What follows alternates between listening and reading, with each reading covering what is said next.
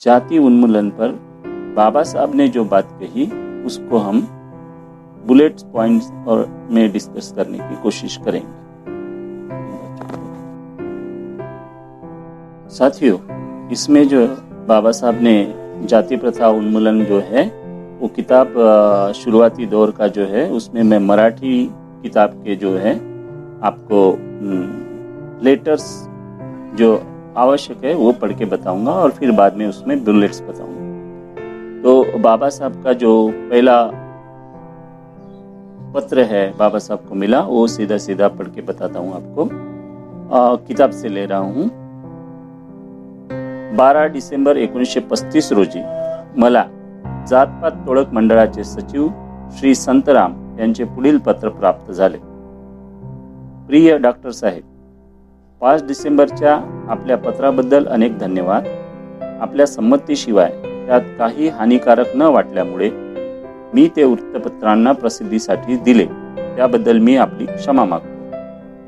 आपण थोर विचारवंत आहात आणि जातीच्या समस्या आपल्या एवढ्या सखोल अभ्यास इतर कुणीही केला नाही असे माझे पूर्ण विचारांती झालेले मत आहे। आपल्या मतांचा मला स्वतःला आणि आमच्या मंडळाला नेहमी लाभ झालेला आहे। मी त्या मतांचे क्रांती मधून अनेक वेळा स्पष्टीकरण केलेले आहे व त्याचा प्रचार केलेला आहे। तसेच अनेक परिषदांमधून मी त्यावर व्याख्याने दिली आहेत। जाती संस्था ज्यावर उभी आहे त्या धार्मिक जाणीवांचा समूळ विनाश केल्याशिवाय जाती निर्मूलन शक्य नाही या आपल्या नव्या सिद्धांताचे तपशीलवार विवरण वाचण्यास मी अगदी आतुर आहे। कृपया आपल्या सोयीने लवकरात लवकर या प्रारूपाचे सविस्तर विवेचन करावे, म्हणजे आम्हाला ती समजून घेऊन वृत्तपत्रे तसेच सभा संमेलनांमधून तिच्यावर भर देता येईल। सध्या ते प्रारूप आम्हाला पूर्णपणे कळलेले नाही। आमच्या वार्षिक परिषदेचे अध्यक्षपद आपण भूषवावे असा आमच्या कार्यकारी समितीचा आग्रह आहे। आपल्या सोयीनुसार आम्ही ठरलेल्या तारखाही बदलू शकतो। पंजाबातील स्वतंत्र विचाराचे हरिजन आपणास भेटून त्यांच्या योजनांबाबत चर्चा करण्यास खूप उत्सुक आहेत। आपण आमच्या विनंतीला मान देऊन परिषदेचे अध्यक्षपद भूषवण्यासाठी लाहोरला येण्याचे मान्य केले तर त्यामुळे दुहेरी उद्दिष्ट साध्य होईल। विभिन्न विचार प्रवाह मानणाऱ्या सर्व हरिजन नेत्यांना आम्ही निमंत्रित करून आणि त्यानिमित्ताने त्यांना आपले विचार ऐकण्याची संधी मिळेल।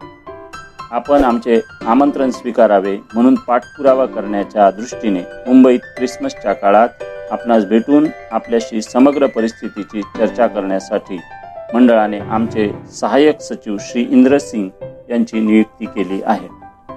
मला सांगण्यात आले होते की जातपात टोळक मंडळ ही हिंदू मधील जाती प्रथा नष्ट करण्याचा एकमेव उद्देश असलेली सामाजिक सुधारणावादी सवर्ण हिंदूंची संघटना आहे। मला हिंदूंनी चालवलेल्या चळवळीत कोणत्याही प्रकारे भाग घेणे मला सामान्यतः आवडत नाही। सामाजिक सुधारणांविषयी त्यांचा दृष्टिकोन माझ्यापेक्षा इतका वेगळा आहे की त्यांच्यासोबत जमणे मला अवघड वाटते। खरे तर आमच्या मतभिन्नतेमुळे मला त्यांची संगत दुस्सह होते आणि म्हणूनच जेव्हा मंडळाचा प्रस्ताव प्रथम माझ्याकडे आला तेव्हा अध्यक्ष होण्याचे त्यांचे निमंत्रण मी नाकारले। तथापि मंडळ माझ्याकडून नकार ऐकण्यास तयार नव्हते। हे निमंत्रण स्वीकारण्याचा आग्रह करण्यासाठी त्यांनी त्यांचा एक सदस्य मुंबईला रवाना केला। सरतेशेवटी मी अध्यक्षपद स्वीकारण्यास संमती दिली। ही वार्षिक परिषद मंडळाचे मुख्यालय असलेल्या लाहोर शहरात आयोजित करण्यात येणार होती। प्रथम ती ईस्टर दरम्यान होणार होती, परंतु नंतर 1936च्या मेच्या मध्यापर्यंत पुढे ढकलण्यात आली। मंडळाच्या स्वागत समितीने आता ते अधिवेशन रद्द केले आहे, परंतु रद्द झाल्याची सूचना माझे अध्यक्षीय भाषण छापून झाल्याच्या नंतर बऱ्याच उशिराने आली। त्या भाषणाच्या छापील प्रती आता माझ्याकडे पडून आहेत। हे भाषण अध्यक्षपदावरून देण्याची संधी मला मिळाली नाही, म्हणून जाती व्यवस्थेने निर्माण केलेल्या समस्या संबंधी माझे विचार ऐकण्याची संधी जनतेला मिळाली नाही। जनतेला माझी मते कळावीत तसेच माझ्याकडे पडून असलेल्या छापील प्रतींची विल्हेवाटी लावावी म्हणून मी या भाषणाच्या प्रती विक्रीसाठी ठेवण्याचे ठरविले आहे। यासोबत मूळ भाषण दिलेले आहे। माझी परिषदेच्या अध्यक्षपदी झालेली निवड कशामुळे रद्द झाली हे जाणून घेण्यास जनता उत्सुक असेल असे वाटते। प्रारंभी भाषण छापण्यावरून वाद उद्भवला। हे भाषण मुंबईत छापावे अशी माझी इच्छा होती। काटकसरीच्या कारणासाठी ते लाहोर येथे छापले जावे अशी मंडळाची इच्छा होती। मी त्यांच्याशी सहमत झालो नाही व भाषण मुंबईतच छापावे असा आग्रह धरला. माझा प्रस्ताव मान्य करण्याऐवजी मंडळाच्या अनेक सदस्यांनी सह्या केलेले एक पत्र मला मिळाले. त्याचा काही भाग मी पुढे देत आहे. 27/3/1936.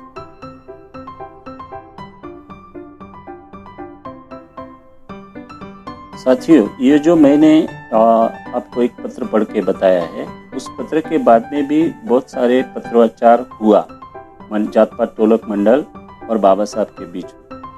इसमें मुख्य उद्देश्य ये था कि सबसे पहले तो बाबा साहब एक अछूत जाति से, नीच जाति से आते थे और ऐसे जाति के आदमी को उन्होंने ये जात पात टोलक मंडल में अध्यक्ष पद के लिए चुना था। अध्यक्ष पद में चुनने की वजह से मंडल के जो बहुत सारे सदस्य थे, जैसे इसमें भाई परमानंद एमएलए, माजी अध्यक्ष हिंदू महासभा, महात्मा हंसराज, डॉक्टर गोकलचंद नारंग, स्थानिक स्वराज्य संस्था मंत्री राजा नरेंद्रनाथ, एमएलसी इत्यादि सब जो नेता थे, इन लोगों ने जात पात टोलक मंडल से अपने आप को अलग कर लिया था। उसकी एक्टिविटी से वो अलग हो गए थे, क्योंकि वो इसका विरोध दर्शाना चाहते थे कि बाबा साहब को उन्होंने अध्यक्ष पद के लिए आमंत्रित किया। परंतु संतराम का एक कहना था, संतराम जो मंडल के संचालक थे, अध्यक्ष थे, उनका एक कहना था कि हम इससे भी अडिग रहेंगे, हम पीछे नहीं हटेंगे और बाबा साहब के विचार जो है लाहौर के लोगों के लिए, पंजाब के लोगों के लिए सुनने के लिए, हम सुनाने के लिए जो है पूरी ताकत लगा देंगे और इस कार्यक्रम को आगे बढ़ाएंगे। लेकिन आगे भी जैसे बाबा साहब ने अपना पत्र लिखा, अपना भाषण लिखा, भाषण लिखने के बाद जो है बाबा साहब का भाषण वो लोग पढ़ना चाहते थे, वो लोग देखना चाहते थे कि बाबा साहब ने अपने भाषण में क्या लिखा है, कौन से मुद्दे समाविष्ट किए हैं। तो बाबा साहब ने ये पूरा भाषण जो है लिख के कंप्लीट किया और पूरा करने के बाद में जो है इसको बाबा साहब यहाँ पे प्रिंट करके भेजना चाहते थे मुंबई में, लेकिन मंडल इस पे अड़ा रहा कि वो इसको लाहौर में प्रिंट कराएगा, जिससे उनको खर्चा कम आएगा। बाबा साहब ने इसमें तर्क दिया है कि जो लोग मुझे बुलाने के लिए खाली अपना एक आदमी डेप्यूट कर सकते हैं मुंबई में और वहां आके मुझे वो मिलता है, 2-4 दिन का खर्चा होता है, वो खर्चा उनके लिए गौन है। और फिर ये छपाई के खर्चे के लिए वो लाहौर में इसको प्रिंट करना चाहते हैं, ये कुछ सही नहीं लगता है। आगे भी पत्राचार हुआ और इस पत्राचार के बाद में जो है बाबा साहब ने उनको जब अपना भाषण भेजा, तो भाषण भेज के उन्होंने पढ़ा और पढ़ने के बाद वो लोग इसमें कुछ आक्षेप ले रहे थे। उसमें उन्होंने बाबा साहब को खत लिखा कि बाबा साहब, आपके सारे विचार जो है हमें मान्य हैं, आपने हिंदू के ऊपर जितना प्रकाश डाला है उतना शायद ही कोई डालेगा, लेकिन इसमें जो अनावश्यक बातें आपने की है, वेदों के ऊपर इसमें बात की है, आपने हिंदू धर्म के रीति रिवाजों के ऊपर बात की है, तो मंडल का ऐसा मानना है कि ये अनावश्यक चीज़ें हैं और ये इस अनावश्यक चीज़ों को जो है आप इसमें से हटा दे तो हमें कोई आपत्ति नहीं होगी।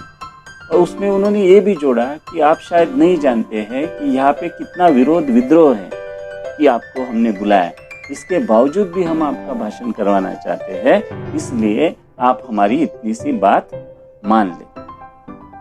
बाबा साहब ने इसके ऊपर फिर से पत्र लिखा और उनको कहा कि आप जो बोल रहे हैं कि मैं हिंदू धर्म के ऊपर अपने विचारों को काट छाट करूं, उसमें कमतर करूं या आपके हिसाब से भाषण करूं, इसके लिए मैं कतई राजी नहीं हूं। मैंने आपको ये कभी नहीं कहा था कि आप मुझे अध्यक्ष बनाओ, मैं इसके लिए राजी नहीं था, मेरी तबीयत ठीक नहीं थी, फिर भी मैं आपके लिए, आपके आग्रह के खातिर राजी हुआ। इतना होने के बावजूद भी सवर्ण लोग, सवर्ण हिंदुओं की कोई संगठन, जात पात टोलक मंडल ऐसी बात वहाँ के लोगों के साथ हमको चर्चा के लिए बुला रहा है, तो मैंने आपको मान्यता दी, जो मैं नहीं देना चाहता था मेरी वस्तुता की वजह से और मेरी हेल्थ की वजह से।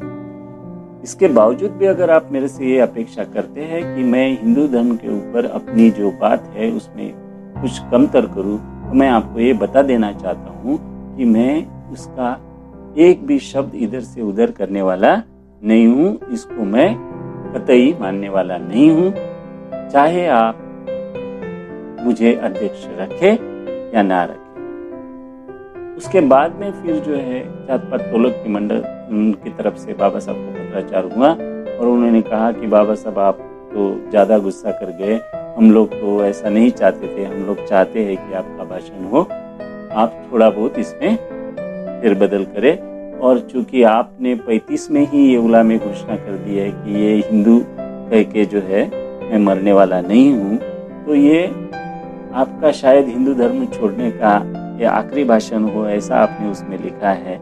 ये भी हमारे लिए गैर वाजबी है, इसलिए हम चाहते हैं कि आप इन शब्दों का प्रयोग ना करें। बाबा साहब ने बोला कि अगर इसके बाद में आप मुझे पूरा भाषण काना मात्रा विलांटी कुछ भी उसमें से खत्म किए बिना भी अध्यक्ष बन के इस भाषण को डिलीवर करने के लिए बुलाते हैं, तो भी मैं अभी नहीं आने वाला। मुझे आपके साथ बिल्कुल ही ये नहीं है, क्योंकि आप लोग इसको सिर्फ दिखावे के लिए करना चाहते हैं और मेरा जो हिंदू धर्म को देखने का नजरिया है वो आपसे बिल्कुल भिन्न है। हमेशा मैं ऐसे लोगों से दूर ही रहना चाहता हूँ, लेकिन फिर भी आपके आग्रह के खातिर मैंने इसको एक्सेप्ट किया था। अभी मैं आप मुझे पूरा भाषण जैसे का वैसा पढ़ने की अनुमति देते हैं, तब भी आपके कार्यक्रम में नहीं आऊँगा। यहाँ तक बाबा साहब ने इसमें सारे प्रिंट किया था खुद अपने खर्चे से, और अपने खर्चे से प्रिंट करके वो किताब रूप में अपने लिए उपलब्ध है। एनिहिलेशन ऑफ कास्ट है ना, जाति उन्मूलन। जाति उन्मूलन बाबा साहब का भाषण जो अनडिलीवर्ड है, जात पात तोड़क मंडल में होने वाला था लेकिन अनडिलीवर्ड, ऐसा उन्होंने बाबा साहब में इसमें जोड़ दिया क्योंकि वो डिलीवर नहीं हो सका। तो बाबा साहब ने जिस तरह से भाषण की शुरुआत की वो इस तरह से ही है कि परिषद का अध्यक्ष मैं बना हूँ, अछूत जाति से आदमी हूँ, और इसमें जो है हिंदू ग्रंथों में ये दिया गया है कि शूद्र या अछूत जो है वो कितना भी बड़ा हो जाए, कितना भी विद्वान हो जाए, वो आपका गुरु नहीं हो सकता। उन्होंने उसके ऊपर कहा वर्णानम ब्राह्मणो गुरु। इस पर ये हिंदू धर्मशास्त्र की आज्ञा है कि हिंदू लोगों ने किसके तरफ से मार्गदर्शन लेना चाहिए। झूठी स्टोरी है कि दासबोध में बताया गया है कि रामदास ने शिवाजी महाराज को जो है प्रेरणा दी, लेकिन आगे जाके दासबोध में ही ऐसा पूछा जाता है कि हम लोगों ने गुरु किसे स्वीकार करना चाहिए। गुरु अंतश अगर हमसे बड़ा भी हो जाए, विद्वान भी हो जाए, तो हमने उसको गुरु स्वीकार नहीं करना चाहिए। ऐसा नकारात्मक उत्तर वो दासबोध में देता है। इस पर से ये शुरू होती है स्टोरी कि भाई बाबा साहब बता रहे हैं कि भाई मेरे होने का प्रयोजन जो है भाषण में, आप लोग इसके पात्र, बधाई के पात्र है कि आप सवर्ण ग्रुप होने के बावजूद भी पूरे इंडिया में मुंबई तक आए, और मुंबई तक आके मेरे जैसे अछूत आदमी को जो है, जो सबसे नीचे पायदान पर खड़ा है, उसको आपने अध्यक्ष चुना। इसके लिए मैं आपकी सराहना करता हूँ। ये भाषण की शुरुआत है। जैसे आप जानते हैं कि ये भाषण कभी डिलीवर नहीं हुआ, लेकिन बाबा साहब ऐसा करने वाले थे, इसको आप जान लीजिए। उसके बाद में जो है आगे बढ़ते हुए बाबा साहब समाज की बहुत सारी कुरीतियों पर चर्चा करते हैं। समाज के अलग अलग क्षेत्रों में क्या क्या हो रहा है, जैसे कांग्रेस अधिवेशन का उसमें बाबा साहब ने उल्लेख किया है। कांग्रेस अधिवेशन जो 1892 में हुआ था, उसका अध्यक्ष श्री WC बैनर्जी, इनका भाषण है। उस भाषण का दृष्टिकोण और उसका नमूना जो है बाबा साहब इसमें बोलते हैं कि हमारे लोगों में, जैसे कांग्रेस में दो प्रकार के गुट हो चुके हैं कि एक पॉलिटिकल और एक दूसरा सुधारणावादी ग्रुप। तो सुधारणावादी ग्रुपों में वो चाहते हैं कि हमारी स्त्रियों की, महिलाओं की जो है पुनर्विवाह हो, हमारी बच्चियों को आगे बढ़ने का मौका मिले, ये हो। यानी महिलाओं को अधिकार मिले। इस तरह से सोचने वाले लोग जो है कांग्रेस में वो बहुत ही कम है। लेकिन अध्यक्ष पद से जो भाषण करने वाला ब्राह्मण है बैनर्जी, वो बोलता है कि क्या हम इसके वजह से ही खाली पिछड़े हुए हैं? हम पिछड़े हुए नहीं हैं। तो वो अपने ग्रंथों का दाखला देकर कहता है कि हम लोग बहुत आगे हैं, हिंदू धर्म जो है सबसे अच्छा धर्म है। ये कांग्रेस में उस वक्त भी हो रहा है।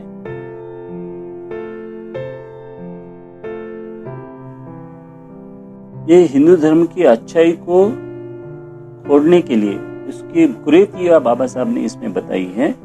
बाबा साहब ने कुछ दाखले दिए हैं। उस वक्त द टाइम्स ऑफ इंडिया जो है 4 जनवरी 28 का अंक बाबा साहब बता रहे हैं कि उसमें प्रतिनिधि जो है, सरकारी प्रतिनिधि है, गांव का पाटिल है, पटवारी है, कलोता है, राजपूत है, ब्राह्मण है, उच्च जातिया हिंदू है, कनारिया है, बिचौलिया, हप्सी, बिचौली, मर्दान, ये ऐसे गांव है इंदौर जिले के और आजू बाजू के कि उसमें 15 गांवों में बलाई जाति के लोग जो है, बलाई जाति के लोगों के लिए एक नए नियम बनाए गए। और वो नियम है कि बलाई जाति के लोगों ने अच्छे कपड़े नहीं पहनने चाहिए, जिसमें जरी का काट लगा हो, अच्छे वाले कपड़े नहीं पहनने चाहिए। दूसरे औरतें जो है, लेडीज लोगों ने कलरफुल और नक्शी काम किए हुए कोई भी कपड़े नहीं पहनने चाहिए। हिंदू का कोई भी आदमी मरता है और वो कितने भी दूरी पर रहता है उसका रिश्तेदार, तो उसको न्योता, उसको निरोप पाठवण्याचा जो काम है वो किसी भी हालत में ये बलई जाति के लोगों को ही करना है। हिंदू के हर शादियों में बजाने का, ढोल बजाने का काम जो है बलई जाति को करना पड़ेगा। बलई जातियों की स्त्रियों ने गहने बिल्कुल नहीं पहनने चाहिए, सोना चांदी कोई भी धातु और सुशोभित होने वाली ब्लाउजे या झगा जिसको हम बोलते हैं वो नहीं पहनना चाहिए। हिंदू स्त्री का कोई भी डिलीवरी होता है तो वो डिलीवरी के समय में बलई स्त्रियों ने उसमें मदद करनी है, असिस्ट करने है, दाई का काम करना ही पड़ेगा। बलई लोगों ने कोई भी मुआवजा नहीं मांगना है और हिंदू ने जो जो बोला वो सब कामें बिना कोई कंप्लेन किए स्वखुशी से करनी चाहिए। इस तरह का आदेश जो है वो गांवों में पारित हो गया और ये आदेश अगर जो नहीं पालते हैं तो उनको गांव निकाली करने का आदेश दिया गया। साथियों, उस वक्त के जो बलई जाति के जितने भी लोग थे उन लोगों ने इन जाचक अटियों को मानने से इनकार कर दिया, जिसके वजह से इन लोगों को बहुत ज़्यादा बड़ा माइग्रेशन करना पड़ा और बड़ा माइग्रेशन करके ये लोगों को दूर के अलग अलग राज्यों में आश्रय लेना पड़ा। जो प्रांतीय राजा थे उनके इसमें आश्रय लेना पड़ा। लेकिन जहाँ जाओ वो पूरा अपना घर बार, खेती बाड़ी जो भी था उनके पास वो छोड़ के गए। उनकी उधर इतनी अवहेलना हुई, इतना उनको तकलीफ हुई कि वो यहाँ पे डिस्कस करना भी असंभव है। इतना उनको शोषण का शिकार होना पड़ा। ये बाबा साहब ने उद्धृत किया। अगर वो भी हिंदू लोग हैं, बलई भी हिंदू है और ये भी हिंदू है, तो हिंदू लोगों की धर्म ग्रंथों ने और हिंदी लोगों ने इनके साथ इस तरह का व्यवहार नहीं करना चाहिए था। ये बाबा साहब इसमें अपने आगे के भाषण में जो है दूसरा, जैसे कांग्रेस का हो गया, फिर बाबा साहब जो है भारत में ढोंग करने वाले समाजवादी ब्राह्मणों की मूवमेंट की तरफ बढ़ते हैं। समाजवाद जो है, बाबा साहब ने कहा है कि समाजवाद जो है पाश्चात्य लोगों के पैरों पर कदम रखने की कोशिश भारत के समाजवादी कर रहे हैं। वो कहते हैं कि व्यक्ति, कोई भी व्यक्ति ये सिर्फ आर्थिक जीव है और उसका पूरी क्रिया जो है संचालन होता है वो अर्थ के ऊपर है। इसलिए अर्थव्यवस्था के समान बंटवारा करने से जो है सभी समस्याओं का हल हो जाएगा। ये उनका ख्याली पुलाव है, ऐसे बाबा साहब इसमें कहते हैं। क्योंकि बाबा साहब कहते हैं कि अगर ऐसा होता तो हिंदुओं में भी और जो लोगों को खाने को नहीं मिल रहा है, ऐसे अछूत जाति के लोग भी, ये दोनों लोग जब अनाड़ी सा लगने वाला, जिसको कुछ आता नहीं है, कपल्लक साधु जो है उसके पैर पड़ते हैं, उसका माथा टेक देते हैं, धर्म व्यवस्था जो है हमेशा यहाँ पे प्रबल रही है। धर्म व्यवस्था से जो है राजनीतिक व्यवस्था प्रबल हुई है और राजनीतिक व्यवस्था से जो है आर्थिक उन्नति का मार्ग प्रशस्त हुआ है। तो यहाँ पे भारत में जो है हिंदू ग्रंथों ने जैसे मनुस्मृति, श्रुति, इन लोगों ने इस तरह से प्रबंध कर दिया है, लोगों को जातियों में बांट दिया है और उनके ऊपर धार्मिक व्यवस्था का इतना पगड़ा बना दिया है कि जिनको खाने को अन्न नहीं है वो भी बाबाओं के पीछे, भगवान के पीछे और इन लोगों के पीछे घूम रहे हैं। एक वक्त कलेक्टर का प्रभाव नहीं है जितना वो एक साधु का प्रभाव है या किसी भगवान का प्रभाव है। गांव में कोई भी शासन व्यवस्था जो है वो राजनीति के पहले धर्म के आधार पर प्रस्थापित होती है। और इसका उदाहरण देते हुए बाबा साहब ने जो है आगे पिबिलियंस की स्टोरी बताई है। पिबिलियंस जो है रोमन प्रजासत्ताक में ये सबसे बड़ा कार्यकाली मंडल प्रतिनिधित्व का होता था। उसमें कमिटियां सेंचुरियन गठित की जाती थी। उसमें पिबिलियन काउंसिल का अपॉइंटमेंट की व्यवस्था थी। ये पिबिलियन अपने आप को जब नॉमिनेट करने में सक्सेस होते हैं, लेकिन उनमें पेट्रिशियन काउंसिल्स जो है वो पिबिलियंस के साथ भेदभाव करते हैं हर बार, और इस भेदभाव को बार बार सहन करते हैं। लेकिन सब लोगों का ऐसा कहना था कि पिबिलियंस के पास भी नकाराधिकार था पेट्रिशियंस के अगेंस्ट में। अगर वो संसद में पेट्रिशियंस उनके साथ जो भेदभाव करते हैं, जो कानून वो उनके फेवर में लागू नहीं करना चाहते पिबिलियंस लोगों के, पिबिलियंस लोग ये भारत के अछूतों के समान ही थे या वर्ण व्यवस्था नहीं थी वहां पे, लेकिन काला गोरे का भेद जो है उस तरह से, या फिर प्रोटेस्टेंट एंड कैथोलिक इस तरह से। तो ये पिबिलियंस लोगों के पास अपना एक निहित अधिकार था कि वो संसद में उनको वेटो कर सकते थे, नकाराधिकार कर सकते थे। लेकिन वहां पे एक मान्यता थी पॉपुलिस की, वो मान्यता थी कि डेल्फी नाम की जो देवी है, वो डेल्फी नाम की देवी का पूरा कारभार जो है वो कोई भगत पेट्रिशियन जाति के होते थे। और पेट्रिशियन भगत जो है उसने अगर देवी का कौल उनके फेवर में नहीं दिया तो वो कोई भी बात संसद में नहीं रखते थे। तो धर्मसत्ता जो है वो धर्मसत्ता जो है पेट्रिशियन के बाजू में थी, और पेट्रिशियन से कोई इनके पिबिलियन के फेवर में कोई निर्णय आएगा ऐसा कतई नहीं हो सकता था। इसलिए पिबिलियन मंदिर जाते थे, कोई भी बात वो आप पूछते थे, तब पेट्रिशियन का भगत जो होता था वो उनके खिलाफ निर्णय देता था। और खिलाफ निर्णय देने से कोई भी प्रतिनिधि, पिबिलियन प्रतिनिधि इतना बड़ा प्रतिनिधि नहीं हुआ या उतना वो स्ट्रांग प्रतिनिधि नहीं बना कि वो अंदर जाके पेट्रिशियंस के अगेंस्ट में कोई ठराव मंजूर करवा सके। ये इसी तरह से हुआ कि समाज को, ये पिबिलियन समाज को जो है सच्चा नेतृत्व कभी भी मिल नहीं सका। इसका कारण बाबा साहब ने उद्धृत किया है कि इसका मूल कारण जो है धर्मसत्ता में है। धर्मसत्ता योग पेट्रिशियन के पास थी, उसी तरह से धर्मसत्ता आज हिंदुओं के हाथ में है, जिसके वजह से भारत में राजनीतिक स्वतंत्रता जो है अछूत लोगों को या बहुजन लोगों को प्राप्त नहीं हो सकी।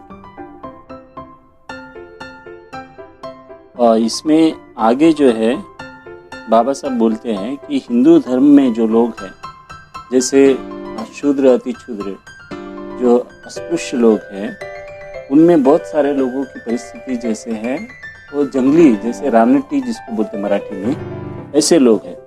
और ऐसे लोगों का होना एक धर्म में, कोई बहुत अच्छे लोग हैं, उच्च भ्रू है, बहुत अच्छा पहनावा है, अच्छा खान पान है, अच्छा रहना है, कारों में स्कूटरों में इधर उधर घूम रहे हैं, और दूसरे लोग जो है खाने के लिए लालियत है, जंगलों में भटक रहे हैं, ऐसे लोग समाज में इस व्यवस्था में दूसरे तीसरे किसी ने पैदा नहीं की, ये धर्म व्यवस्था ने पैदा की। अगर धर्म व्यवस्था उनको गुलाम बनाए नहीं रखना चाहती थी तो उनका कर्तव्य यह था, जो अगड़े लोग हैं उनका कर्तव्य यह था कि उन लोगों के प्रति संवेदना दिखाते हुए उनमें शिक्षा दीक्षा का विकास करे, उनको शस्त्र संपत्ति और बराबरी पर लाने के लिए प्रयास करे। लेकिन ऐसा भारतीय हिंदू समाज में ऐसा नहीं हो सका, क्योंकि वो वर्ण व्यवस्था को फॉलो करते हैं। और जाति व्यवस्था में विभाजित कर देते हैं। इनमें बाबा साहब आगे कहते हैं कि ये कोई क्रिश्चियन जैसा मिशनरी धर्म भी नहीं है। मिशनरी धर्म होता तो वो अलग अलग जाके काम करते हैं। जैसे बाहर के क्रिश्चियन मिशनरीज आके जंगलों में जाकर बसे हुए जो आदिवासी है, अस्पृश्य लोग है, गरीब लोग है, दीन दयालु लोग है, उन लोगों में जाके उन्होंने काम किया और उनके काम के जैसा काम कभी भी हिंदू धर्म में प्रारंभ नहीं हुआ। अगर वो चाहते, हिंदू धर्म के ठेकेदार चाहते तो वो ऐसा काम शुरू कर सकते थे, लेकिन ऐसा काम तो उन्होंने शुरू नहीं किया, बल्कि जिन मिशनरी लोगों ने ऐसा काम शुरू किया उनके खिलाफ ही, वो धर्म के विरुद्ध है ऐसा कह के हिंदू धर्म ने उनको ताना मारने की कोशिश की या उनको रोकने की कोशिश की। जो लोग ज्यादा ताकतवर है उन लोगों का स्वाभाविक काम ये होता है कि अपने से कम ताकतवर लोगों को आगे लाए, ऊपर उठाए। यही सामाजिक भान है, यही सामाजिक जानिव है जिसको हम बोलेंगे। आगे बाबा साहब लिखते हैं कि हिंदू धर्म में जो शुद्धिकरण नाम की कोई मूवमेंट है, शुद्धिकरण करना, अगर समझो उसने इधर गया उधर गया तो उसको लाके फिर से शुद्धिकरण करते हैं। जनेऊ पहनना एक शुद्धिकरण है, क्योंकि दूसरे लोगों के, जैसे पूना का उदाहरण बाबा साहब ने दिया, पेशवा का उदाहरण दिया, उस जमाने में जो है कि अछूत लोगों को ये तय कर दिया था कि कौन से समय पे रास्ते पर निकलना चाहिए, कौन से समय में नहीं, कौन से दुकान में जाना चाहिए, कब जाना चाहिए, सार्वजनिक स्थल पर जाने की रोक टोक उनको लगाई गई थी।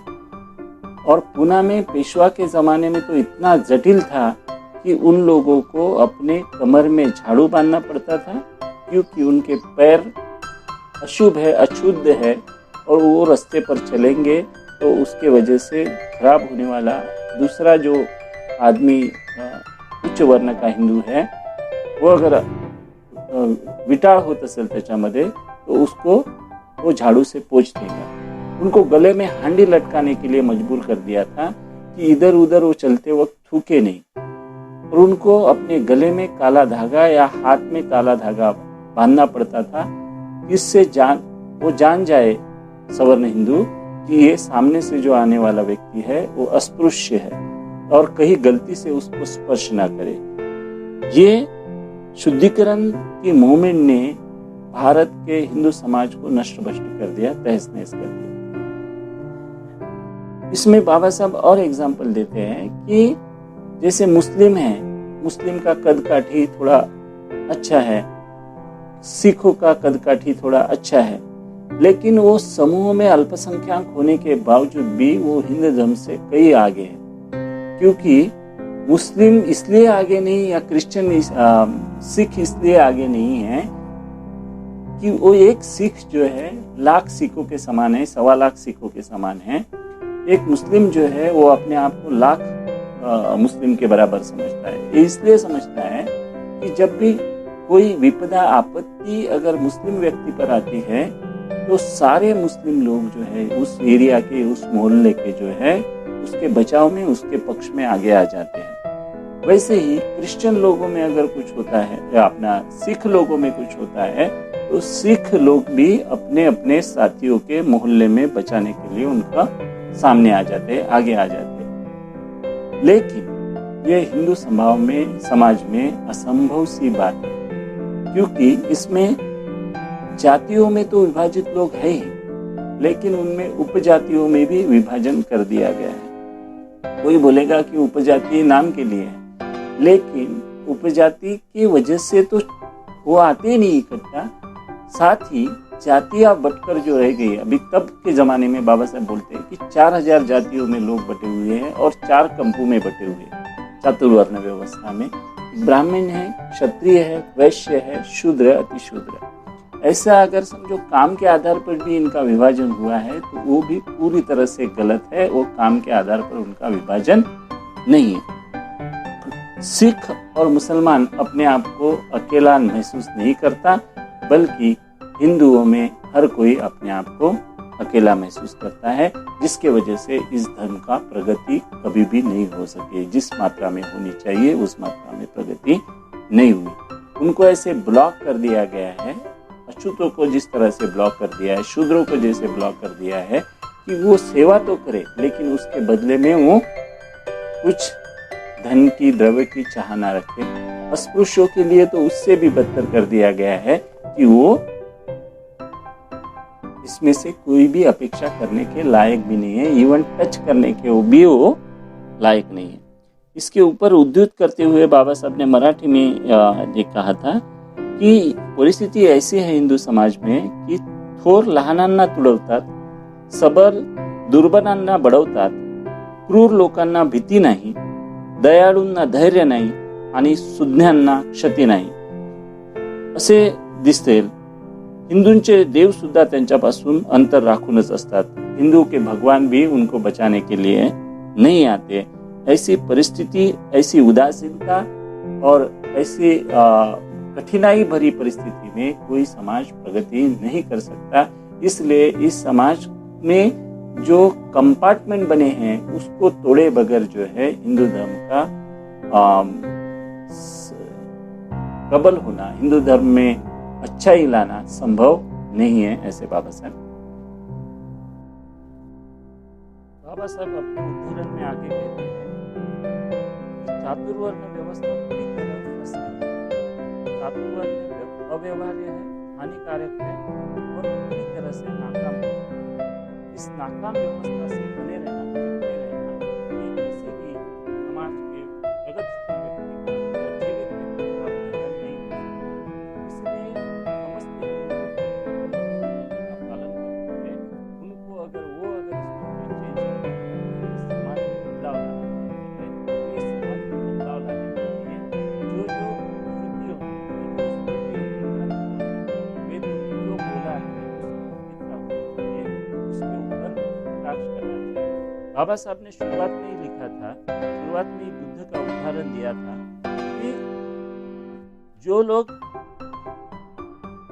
तर्क नहीं कर सकते वो दुराग्रही है, जो लोग विवेक नहीं कर सकते, करना नहीं चाहते, वो मूर्ख है, और जो लोग तर्क करने का धैर्य भी नहीं करते, ऐसे लोग गुलाम हैं। ये एक्चुअली रोमान का वाक्य बाबा साहब ने उद्धृत किया था और बाबा साहब ने उसमें स्टार्टिंग में कहा था कि सत्य को सत्य की तरह जानो और असत्य को असत्य की तरह जानो। इसी तरह से चातुर्वर्ण व्यवस्था हिंदू लोगों ने इसी तरह से समझना चाहिए कि सत्य को सत्य मानो, असत्य को असत्य मानो। तभी आप लोग जो है जो एफर्ट कर रहे हैं, जिस तरह से व्यवस्था में छेद करने का कोशिश कर रहे हैं, जात पात तोड़क मंडल और सवर्ण हिंदू का संगठन अगर उस व्यवस्था को तोड़ना चाहता है, वो व्यवस्था खराब है और इस व्यवस्था में मानव को मानव नहीं समझा जाता, तो उन लोगों को सिर्फ सहभोजन करने से इस व्यवस्था में बदलाव नहीं ला सकता। तो इसमें अंतरजातीय विवाह एक बड़ा कदम हो सकता है। मैं ये नहीं कहता कि अंतरजातीय विवाह करने से पूरी तरह से ये नष्ट हो जाएगा, लेकिन आज के ज़माने में अगर अंतरजातीय विवाह इसको शुरू करते हैं तो ये आने वाले समय में इसको धर्म की जो रूढ़ियाँ है तोड़ने में सफल होगा। आगे बाबा साहब लिखते हैं कि हिंदू धर्म में बहुत सारे विचारक आए, बहुत सारे लोग आए, कहते हैं कि पूरे हजारों सालों से हिंदू धर्म टिका है, यह अपने आप में सबसे बड़ी बात है। इसमें हिंदू व्यू ऑफ लाइफ में जो है राधा कृष्णन लिखते हैं कि हिंदू समाज के ऊपर जो है बहुत सारी संकटें आई और इतने सालों के संकटों के बावजूद प्रगति करते रहा और वो अपने आप में जीवित रहने में कामयाब हुए। तो बाबा साहब ने इसमें उदाहरण दिया है कि सिर्फ जीवित रहना अगर किसी समाज का प्रगति का लक्ष्य, कोई अगर जीवित रहना है तो कई हजारों साल जीवित रहना सही नहीं है। उसमें वो गुलाम बन के रहा, वो भाग गया, वो भगोड़ा साबित हुआ, शरणागति पत्कर ली, बंदीवान हो गया, वो यानी गुलाम हो गया, वो जेल में रहा और उसके बाद में भी वो जीवित है, तो उसको कोई जीना नहीं कह सकते। जीना तो वो है कि एक समाज अपनी एक नेता समाज के लिए लड़ के मर गया एक सैन्य जो है दूसरे सैन्य के साथ लड़ते लड़ते शरणागत शहीद हो गया, वो उसके जीने में और गुलाम के जीने में निश्चित तौर पर अंतर है। हिंदू समाज के लोगों में ऐसा कोई उदाहरण नहीं है कि वो शहीद होकर जीवित रहे। शहीद होकर जीवित रहने में कोई मतलब नहीं है, इसका मतलब वो प्रगति करता है, ऐसा उसका मीनिंग नहीं होता। ये बाबा साहब अब आज के रिलेवेंट एरा में हम कहेंगे कि डायनासोर लुप्त हो गया। डायनासोर लुप्त हो गया, इसका मतलब ये है कि डायनासोर जीवित है, लेकिन वो लिज़ार्ड के रूप में जीवित है, लेकिन उसका जीवित रहना कोई मायने नहीं रखता। उल्टा ये जो ग्रास है, जिसको हम गवत बोलते हैं मराठी में, ग्रास अपने आप में डेवलप करते गया और डेवलप करते करते वो आज गन्ने का रूप धारण कर लिया। उसके जीने में महत्व है, ये समझ में आए। ये बाबा साहब ने बाबा साहब अपने भाषण को आगे बढ़ाते हैं और आगे बढ़ाते हुए आधे से ज़्यादा बाबा साहब का भाषण इसमें हो चुका है। बाबा साहब समझाते हैं कि तुम्हारी प्रचलित समाज व्यवस्था बदले बगैर समाज की प्रगति होने के कोई चांस नहीं है। इसका कोई दूर दूर तक चांस नहीं दिखता। संरक्षण के लिए, आक्रमण के लिए या लोगों का इकट्ठा करने के लिए आप लोगों को अड़चन ये आ सकती है कि जाति के आधार पर आप ना संरक्षण के लिए या किसी और पर आक्रमण करने के लिए या लोगों को इकट्ठा करने के लिए आप जाति का सहारा नहीं ले सकते, जो आपको एक दूसरे से अलग रखता है, अछूत करता है। जैसे चातुर्वर्ण व्यवस्था में ब्राह्मण को पढ़ने का, लिखने का अधिकार है और क्षत्रियों को जो है लड़ने का अधिकार है, शस्त्र धारण करने का अधिकार है, और वैश्यों को जो है व्यापार उद्यम करने का अधिकार है। शूद्रों को इस तरह के कोई अधिकार नहीं है। ऊपरी 3 वर्णों की सेवा करने का अधिकार है और अछूत जो वर्ण है, अछूत को इसमें अधिकार विहीन बना दिया गया है।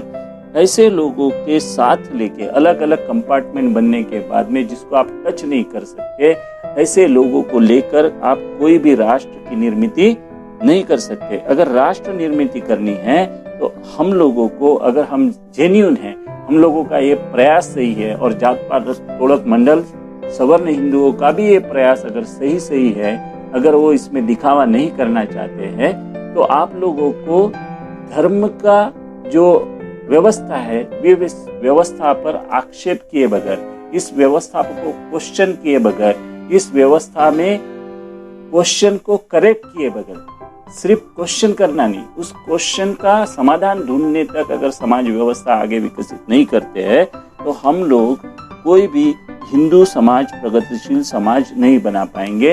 और जब तक हम इसकी बेड़ियां नहीं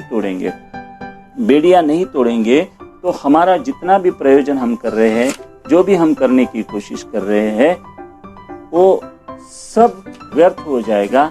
इसलिए मैं सभी लोगों से धर्म का विनाश करने के लिए नहीं बोल रहा हूँ। धर्म जो है एक संकल्पना है।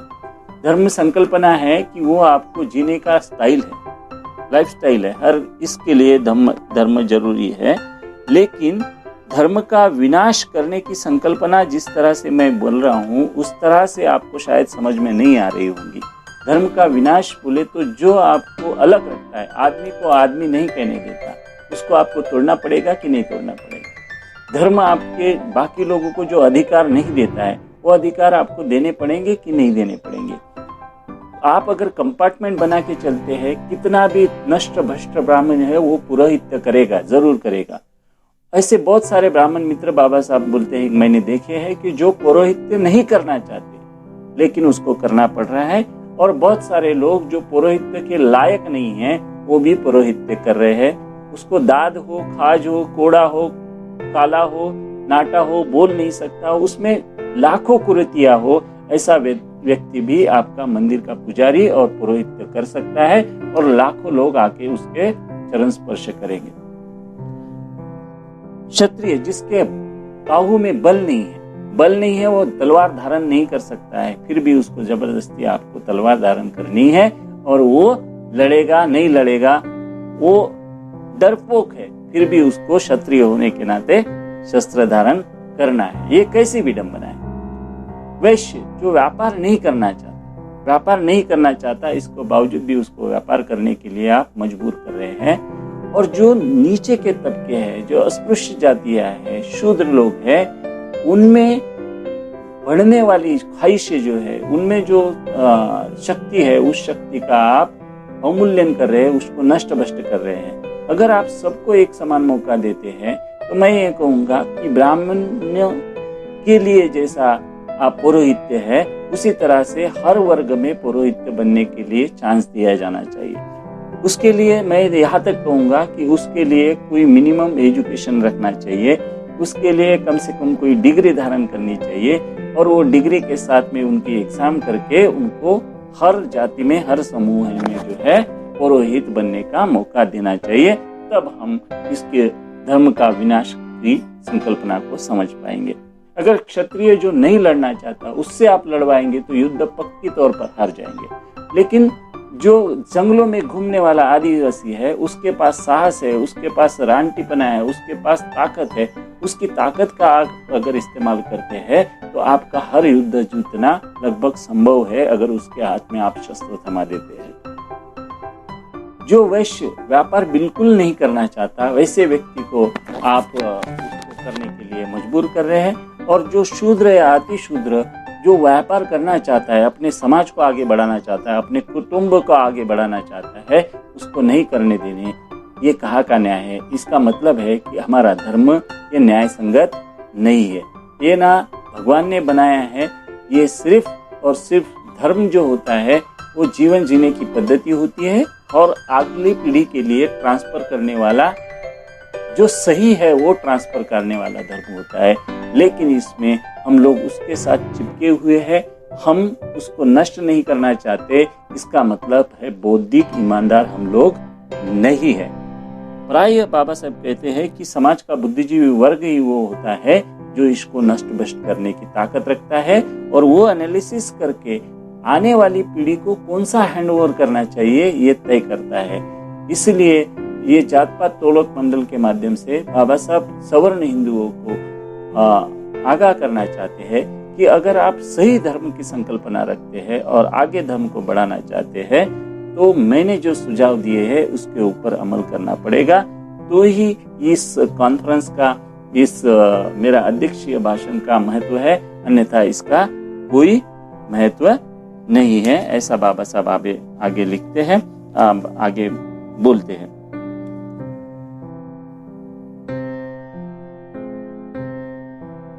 बाबा साहब आगे इसी बात को स्पष्ट करते वक्त बोलते हैं कि हिंदू लोगों ने जो सामाजिक वारसा जिसको हम बोलेंगे उसको जतन करने का इतना बीड़ा उठाया है कि उसमें उपयुक्त जो है वो पूरी तरह से भूल जाते हैं, और जो अनुपयुक्त है उसके ऊपर ही वो ज्यादा काम करते हैं। बाबा साहब ने इसमें प्रोफेसर जॉन डुई का संदर्भ दिया है कि वो कहते हैं, जॉन डुई कहते हैं कि हर समाज में भूतकाल में जो शुल्लक, निरुपयोगी और निष्फल जो चीजें रहती है उसका बोझ निश्चित तौर पर विकृत चीजों का भी बोझ ये समाज जो है ढोते रहता है, समाज दबा हुआ रहता है, जिसका समाज जैसे जैसे प्रबुद्ध होते जाता है वैसे वैसे उनके ध्यान में आता है कि वो सारी की सारी बातें जो है वो अपने समाज को आगे ट्रांसफर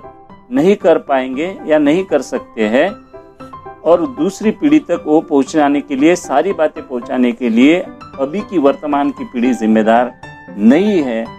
इसलिए वो भविष्य में जो है उसका भविष्य सुकर हो, उसके समाज का भविष्य सुकर हो, इसके लिए उसको वही बातें आगे पहुंचानी चाहिए जो उसके लिए उपयोगी हो।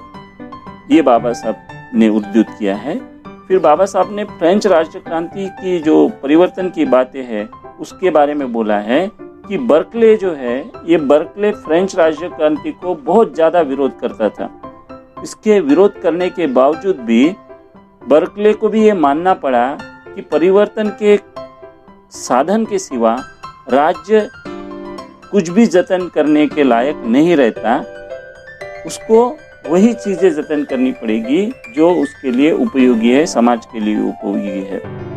वो आगे लिखता है कि जो चीजें इसके लिए समाज के लिए जिस तरह से आवश्यक है उसी तरह से वो किसी भी संविधान को भी लागू होती है कि संविधान में अगर जो महत्वपूर्ण है उन चीजों का समावेश नहीं किया और आगे के लिए लोगों को पास नहीं पहुंचाया तो वो उसमें भी जो है दिक्कतें पैदा होती है और हर बोझा लेके कोई समाज आगे नहीं बढ़ सकता है।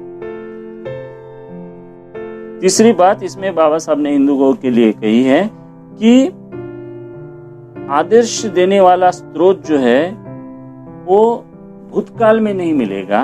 भूतकाल में पूजन वगैरह करना जो भी था वो हमको अभी रोकना पड़ेगा और हमको इतिहास को पूजना पड़ेगा। इतिहास को पूजोगे तो हम सही रूप में आगे बढ़ पाएंगे। बाबा साहब बोलते हैं कि मेरी यही इच्छा है कि भूतकाल को पूजना छोड़ दो और वर्तमान में अच्छा काम करके भविष्य का इतिहास बनाओ। ये बाबा साहब इस भाषण में हिंदू लोगों के सामने अपनी बात रखते हुए कहते हैं। अपने भाषण को कंक्लूड करते हुए आगे कहते हैं कि जब जब भी बात आती है कि राष्ट्र की रक्षा करना है तो वो राष्ट्र की रक्षा करने की बात नहीं रहती है, वो जो गले सड़े विचार है उस हिंदू धर्म की रक्षा की बात होती रहती है। वो राष्ट्र कभी भी नहीं बन सकता जब हिंदू लोग अलग अलग व्यवस्थाओं में लड़ेंगे, अलग अलग लोगों में रहेंगे, अलग अलग जातियों में बटे हुए रहेंगे, अलग अलग उपजातियों में बटे हुए रहेंगे। बाबा साहब बोलते हैं कि मेरे नजर में जब हिंदू समाज जाति विहीन हो जाएगा तभी वो खुद की रक्षा करने के लायक होगा और तभी उसमें आंतरिक शक्ति आएगी। नहीं तो वो हमेशा हमेशा हिंदू स्वराज्य की बात करते हुए अपने आप को गुलामी की ओर धकेलता हुआ जाएगा। ऐसा कह के ही बाबा साहब ने इस भाषण को कंक्लूड किया। बाबा साहब कहते हैं कि मेरी बात को आप मानो, ये मैं आपके ऊपर जबरदस्ती नहीं करता। ये आप ध्यान रखिए कि ये भाषण बाबा साहब का डिलीवर नहीं हुआ है। डिलीवर होता तो शायद इसके और परिणाम आ सकते थे, या उत्तर भारत में, पाकिस्तान में जो आज लाहौर है, पंजाब में जो लाहौर है, पंजाब जो पाकिस्तान में है, उसमें शायद और कोई मूवमेंट आगे बढ़ती। लेकिन ये भाषण तब डिलीवर नहीं हो पाया। बाबा साहब ने अंत में ये बातें कहते हुए उनको अलविदा कहा और ये भाषण समाप्त हो गया। ये सिर्फ प्रिंट हो चुका था, बाबा साहब ने अपने खर्चे से इसको प्रिंट किया था और ये पड़ा हुआ था, इसलिए बाबा साहब ने इसको बिक्री के लिए उपलब्ध कराया। तब उसकी कीमत 50 पैसे थी, 8 आने जिसको बोलते हैं। बाद में ये प्रतियां जो है हाथों हाथ बिक गई और जिसके वजह से बाबा साहब ने इसकी 1937 में दूसरी कॉपी भारत भूषण प्रिंट में प्रिंट की।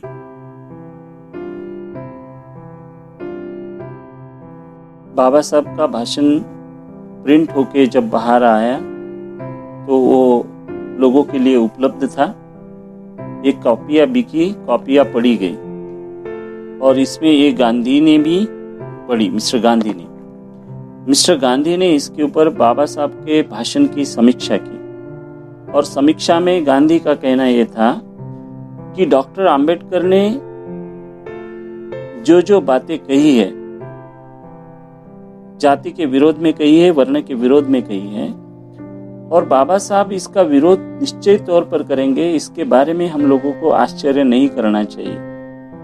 क्योंकि बाबा साहब ने जो व्यवस्था का मूल्यांकन किया है वो केवल उस समाज के जो प्रतिनिधि है, उस प्रतिनिधियों के व्यवहार के ऊपर निर्भर करता है। और बाबा साहब को पूरे लाइफ में, बचपन से ये 1936 तक जो है, उनको और उनके समाज के लोगों के साथ हिंदुओं का अमानुष व्यवहार ही हुआ है। और इस व्यवहार की वजह से बाबा साहब ने जो है इस धर्म की भत्सना की है। लेकिन ये सही नहीं है, ये गांधी कहते हैं, मिस्टर गांधी कहते हैं। और गांधी कुछ क्वेश्चन बाबा साहब के सामने उपस्थित करते हैं अपने हरिजन पत्र में। ये हरिजन पेपर जो है 11 जुलाई 1936 का है। उसमें गांधी कहते हैं कि धर्म ग्रंथ क्या है।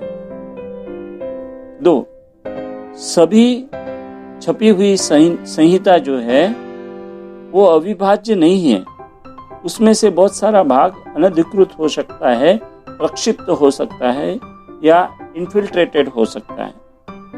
3, अस्पृश्यता, जाति समानता, दर्जा की समानता, अंतरजातीय सहभोजन, अंतरजातीय विवाह, इस प्रश्नों के संबंध में बाबा साहब ने जो उत्तर दिए वो पूरी तरह नहीं है। और इसके लिए जो है गांधी ने खुद कुछ आंसर्स दिए। उस आंसर्स में गांधी ये कहते हैं कि बाबा साहब जिस तरह से लिख रहे हैं उस तरह से आश्चर्य करने की आवश्यकता नहीं है, क्योंकि बाबा साहब ने अच्छाइयाँ इस धर्म की कुछ भी नहीं देखी है।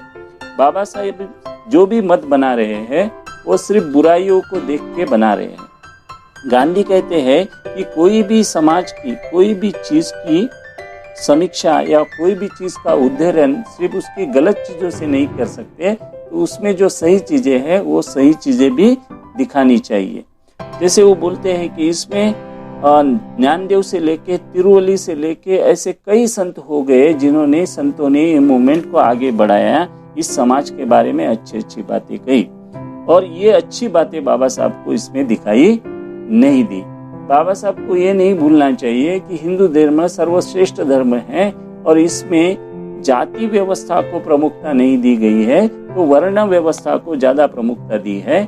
और वर्ण ये जो है उनके काम के अनुसार निर्धारित किए हुए हैं, जिसमें मुझे कतई बुराइयां नहीं दिखती। वो कम अधिक प्रमाण में हो सकती है, लेकिन ये व्यवस्था सही है, ऐसा गांधी कहते हैं। इसको गांधी ने 4 अलग अलग पेपर में 4 बार इसमें छापा और अलग अलग आंसर देने की कोशिश की।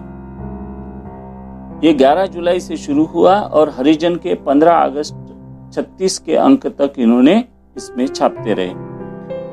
बाबा साहब ने इसके ऊपर जो है आंसर दिया और बाबा साहब ने कहा, पहले जो क्वेश्चन बाबा साहब ने उपस्थित किए वो मैं आपको बताता हूँ कि बाबा साहब बोलते हैं कि मेरा जो भी ऑब्जेक्टिव है, मेरा जो भी हेतु है इस भाषण का, उसको बाजू में रखते हैं।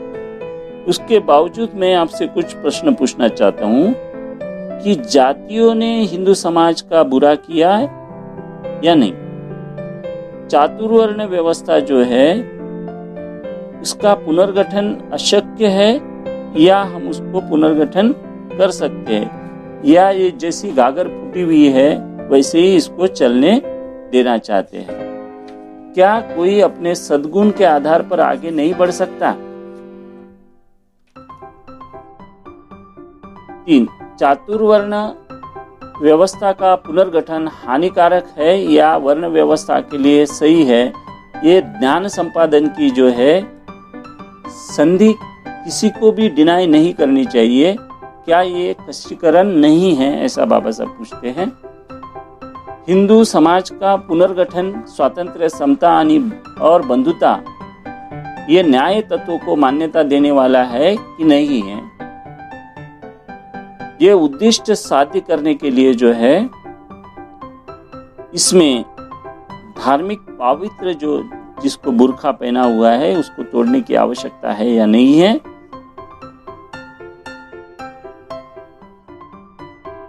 ये बाबा साहब ने इसमें कहा है। बाबा साहब अपना आंसर देते हुए बहुत सारी बातें तो नहीं करते, लेकिन बाबा साहब बोलते हैं कि मैंने जो भाषण किया है शायद ये महात्मा को समझ में नहीं आया है।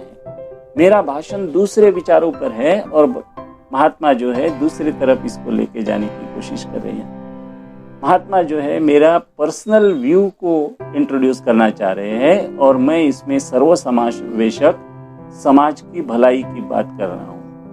खैर छोड़ो, महात्मा जैसे मैं ज्यादा अपेक्षा भी नहीं कर सकता। महात्मा से मैं 2-4 सवालों के बारे में बात करना चाहूंगा। वो भी मैं ऐसे कितने सारे लोगों के मुझे समीक्षा आई, बहुत सारे लोगों के पत्र आए, लेकिन मैं सारे पत्रों का जवाब देना जरूरी नहीं समझता। सिर्फ महात्मा का जवाब इसलिए देना चाहता हूँ कि महात्मा जो है लोगों के लिए भगवान है, और वो जो बोलते हैं वो बहुत अंश हिंदू लोगों के लिए प्रमाण मात्र होता है। लेकिन इसका अगर आंसर मैं दे दूं तो सारे लोगों का आंसर इसमें आ जाएगा, इसलिए मैं महात्मा के आंसर को देना वरीयता प्रदान करता हूँ। महात्मा शायद भूल गए हैं कि महात्मा जी जो इस वर्ण व्यवस्था की बात कर रहे हैं, उस वर्ण व्यवस्था के पालक वो खुद भी नहीं है। अगर समझो वर्ण व्यवस्था ब्राह्मणों को शिक्षा लेने का अधिकार देता है, क्षत्रियों को शस्त्र धारण करने का अधिकार देता है, और वैश्यों को जो है व्यापार करने का अधिकार देता है, तो गांधी जी ने ये भूलना नहीं चाहिए कि वो किस वर्ण से आ रहे हैं। वो तीसरे वर्ण वैश्य वर्ण से आ रहे हैं। गांधी ने अपने व्यक्तिगत जीवन में कभी तराजू अपने हाथ में नहीं लिए। गांधी अपने आप को वकील बनाते हैं। क्यों? क्योंकि वो धर्म व्यवस्था को नहीं मानते हैं। वो आगे बढ़ना चाहते हैं, वो आगे अपने आप को बढ़ाना चाहते हैं। गांधी ने अपने आप को राजनेता स्थापित करने की कोशिश की। वो राजनेता है आधे और वो संत है आधे। तो उनकी राजनीतिक व्यवस्था जो है वो मेरे बात को मानने से इनकार करती है। उनका आधा संत होना जो है उनके लिए फायदेशीर है, फायदे वाला है, इसलिए वो इस व्यवस्था को मानने से कटाक्ष करते हैं और इसका विरोध करना चाहते हैं। मैं उनके बेटे का उदाहरण आपके साथ शेयर करना चाहूँगा कि उनके बेटे ने जो है एक ब्राह्मण लड़की से शादी की। शायद हो सकता है कि उन्होंने गांधी की बात नहीं मानी होगी, लेकिन वो ब्राह्मण लड़की से शादी करके वो अपना व्यापार बखूबी निभा रहा है। यह अंतरजातीय विवाह उसने किया है, ये गांधी शायद भूल गए हैं। गांधी गोल मटोल बातें कर रहे हैं, महात्मा है, लेकिन महात्मा इसमें गोल मटोल बातें करके मूल जो प्रश्न है उसको बगल देना चाहते हैं, उससे दूर हटना चाहते हैं। इसमें वो ये भूल गए हैं कि समाज व्यवस्था जो है समाज को सुचारू रूप से आगे बढ़ाने के लिए होती है, ना कि उनके समाज के लोगों के पैरों में बेड़ियां डालने की कोशिश करती है।